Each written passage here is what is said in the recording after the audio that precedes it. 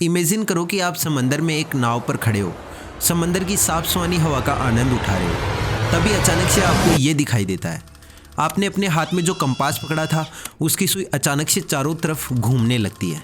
Imagine करने की ज़रूरत नहीं है, क्योंकि आने वाले कुछ सालों में ऐसा हो सकता है। 2008 में छपे इस आर्टिकल को ही देख लो, जिसमें लिखा है कि पृथ्वी का मैग्नेटिक फील्ड अनस्टेबल है और पृथ्वी के मैग्नेटिक पोल समय समय पर पलटते रहते हैं। नासा के इस वाले आर्टिकल में लिखा है कि लगभग 3 लाख सालों में धरती के मैग्नेटिक पोल पलट जाते हैं। कुछ वैज्ञानिक तो ये भी कहते हैं कि इस फ्लिपिंग के दौरान अर्थ का मैग्नेटिक फील्ड पूरी तरह से गायब हो जाता है। अब आपको सुनने में ये ज़्यादा बड़ा नहीं लग रहा होगा, लेकिन यकीन मानो अगर आज की तारीख में ऐसा हो जाता है ना, तो ये हमारी धरती को पूरी तरह से तबाह कर देगा।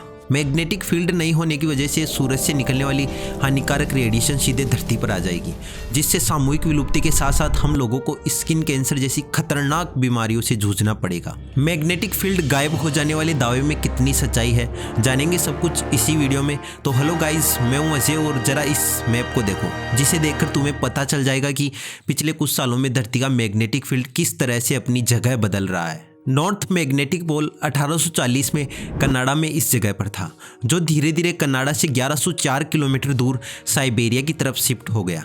नॉर्थ मैग्नेटिक पोल के शिफ्ट होने की स्पीड को तुम इस ग्राफ से समझ सकते हो। 1999 तक नॉर्थ पोल के खिसकने की स्पीड औसतन 16 किलोमीटर प्रति ईयर थी, जो 1999 में बढ़कर 55 किलोमीटर प्रति ईयर हो गई। यानी कि महज 20 सालों में नॉर्थ मैग्नेटिक पोल 961 किलोमीटर खिसक गया। नॉर्थ मैग्नेटिक पोल के खिसकने की लाइन से लगता है कि ये साउथ पोल की तरफ बढ़ रहा है। नासा के इस वाले आर्टिकल में लिखा है कि लगभग 3 लाख सालों में धरती के मैग्नेटिक पोल फ्लिप कर जाते हैं। वहीं पिछला फ्लिप आज से 7,80,000 साल पहले हुआ था, यानी कि आने वाले कुछ सालों में मैग्नेटिक पोल फ्लिप कर सकते हैं। पिछला फ्लिप आज से 7,80,000 साल पहले हुआ था। इसके बारे में हमें पता कैसे चला? क्योंकि आज का जो मानव है, होमो सेपियंस, वो तो महज 3 लाख साल पहले अस्तित्व में आया था। इसके बारे में हमें पता चला जमे हुए लावा से। जब ज्वालामुखी फटता है तब अर्थ के कोर का मैग्मा बाहर आ जाता है, और इस मैग्मा में मौजूद आयरन के अलाइनमेंट उस टाइम के मैग्नेटिक फील्ड के अनुसार अपने आप को सेट कर लेते हैं। समय के साथ लावा ठंडा होकर जम जाता है, और उसके साथ इन मेटल्स के अलाइनमेंट भी।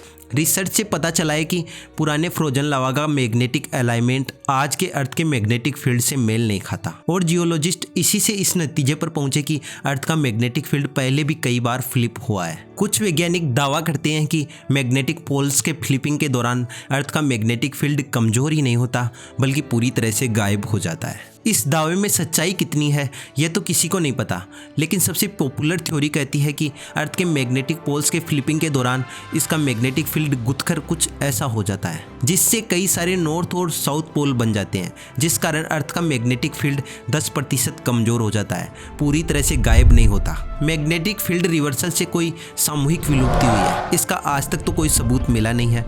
हाँ, कह सकते हैं कि जो जीव मैग्नेटिक फील्ड पर निर्भर करते हैं उन्हें कुछ समस्याएं आ सकती है।